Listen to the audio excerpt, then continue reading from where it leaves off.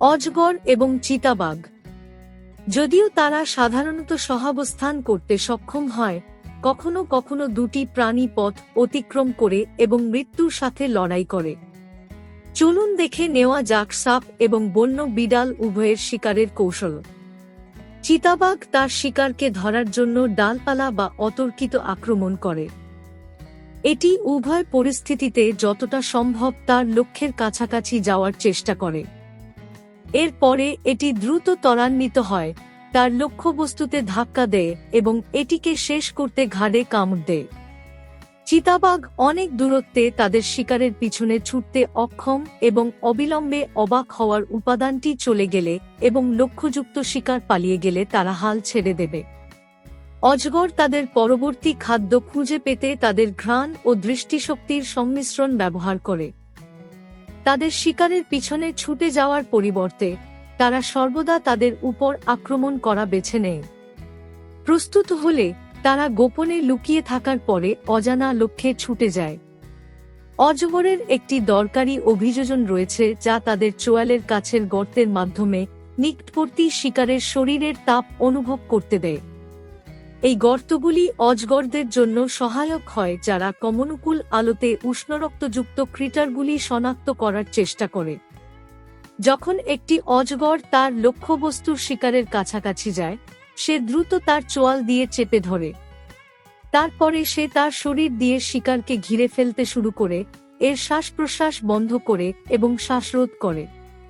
এই সংকোচনের কারণে প্রাণীটি দ্রুত মারা যায়। চিতাবাঘ অত্যন্ত অভিযোজিত প্রাণী, ঘন উপক্রান্তীয় গাছপালা এবং আধাম্রভূমি উভয় পরিবেশেই বেঁচে থাকতে সক্ষম। অতিরিক্তভাবে তাদের ডোমেনের আকার ৩ বর্গ মাইল থেকে কয়েকশ বর্গ মাইল পর্যন্ত হতে পারে। চিতাবাঘ তাদের এলাকা চিহ্নিত করতে তাদের প্রস্রাব এবং নখর ব্যবহার করে। মহিলাদের সাথে অঞ্চল ভাগ করে নেওয়ার সময় একটি পুরুষ চিতাবাঘ অন্য পুরুষদের বিরুদ্ধে তাকে রক্ষা করবে। প্রাণীটি নিঃশ্বাস ত্যাগ করার সাথে সাথে অজগরের ধরন আরও শক্ত হয়। চেপে ধরার কাজটি কেবল শ্বাস-প্রশ্বাসকে থামিয়ে দেয়, এটা হাড় ভাঙা না।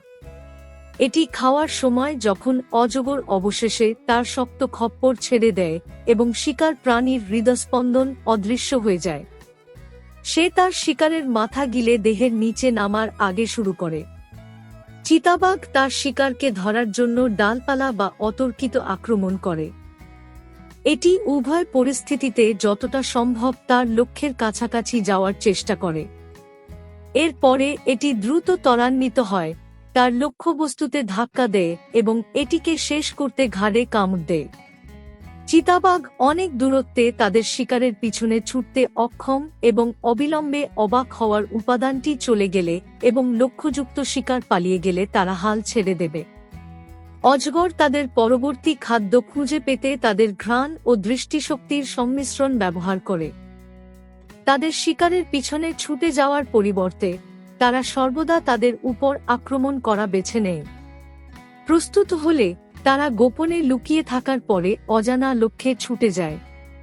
অজগরের একটি দরকারি অভিযোজন রয়েছে যা তাদের চোয়ালের কাছের গর্তের মাধ্যমে নিকটবর্তী শিকারের শরীরের তাপ অনুভব করতে দেয়। এই গর্তগুলি অজগরদের জন্য সহায়ক হয় যারা কমনুকূল আলোতে উষ্ণরক্তযুক্ত ক্রিটারগুলি শনাক্ত করার চেষ্টা করে। চিতাবাঘ অত্যন্ত অভিযোজিত প্রাণী, ঘন উপক্রান্তীয় গাছপালা এবং আধাম্রভূমি উভয় পরিবেশেই বেঁচে থাকতে সক্ষম। অতিরিক্তভাবে তাদের ডোমেনের আকার ৩ বর্গ মাইল থেকে কয়েকশ বর্গ মাইল পর্যন্ত হতে পারে। চিতাবাঘ তাদের এলাকা চিহ্নিত করতে তাদের প্রস্রাব এবং নখর ব্যবহার করে। মহিলাদের সাথে অঞ্চল ভাগ করে নেওয়ার সময় একটি পুরুষ চিতাবাঘ অন্য পুরুষদের বিরুদ্ধে তাকে রক্ষা করবে।